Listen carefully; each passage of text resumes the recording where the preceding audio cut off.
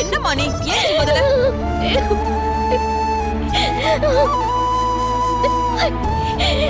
டேய் கதிரு, பாவம்டா இவ. தங்கச்சிய அழ வைக்கலாமா? அவ பாவம்ல. சொன்னா கேளுப்பா. வேணாப்பா, இதோட விட்டுரு. பிரச்சனை பண்ணாத. அத்தை, அதுக்காக அவனை சும்மா விடுறதா? இல்ல அத்தை, அவளுக்கு எந்த பிரச்சனையும் வராது. போதுமா? வந்தா நான் பாத்துக்கிறேன். காலேஜ்ல இருந்து அவளை நிச்சயமா எடுக்க மாட்டாங்க. அப்படியே எடுத்தாலும் அந்த பிரின்சிபலை நான் பாத்துக்கிறேன்.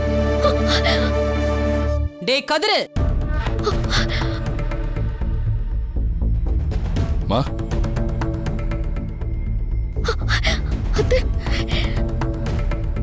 இந்த பிரச்சனையில நீ எதுவும் பண்ணாத. பேசாம உள்ள போ.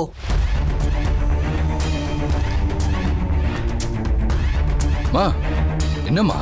நான் சொல்றேன்ல, நீ எதுவும் செய்ய வேண்டாம். நீயா போய் எதுவும் பண்ண கூடாது. அமைதியாயிரு. அண்ணி, அவளை உள்ள கூட்டிட்டு போங்க. எதுவும் ஆகாதுமா. நீ உள்ள போய் ரெஸ்ட் எடு. முடிஞ்சா காலேஜுக்கு போ. சரியா? வா. என்ன அழ வைக்கிற?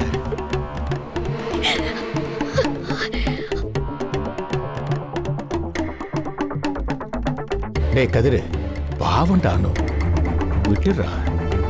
மீறி என்ன பிரச்சனை வந்தாலும் நான் பாத்துக்கிறேன். அவ நம்ம வீட்டு பொண்ணுடா, உன் தங்கச்சி.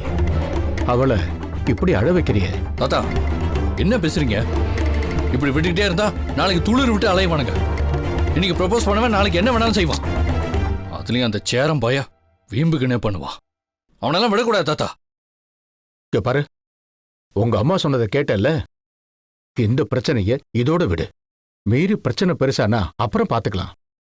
எடுத்து சொல்லுமா. மா, என்னம்மா அது? எதுவுமே வேணாம்னு சொல்லிட்டீங்க.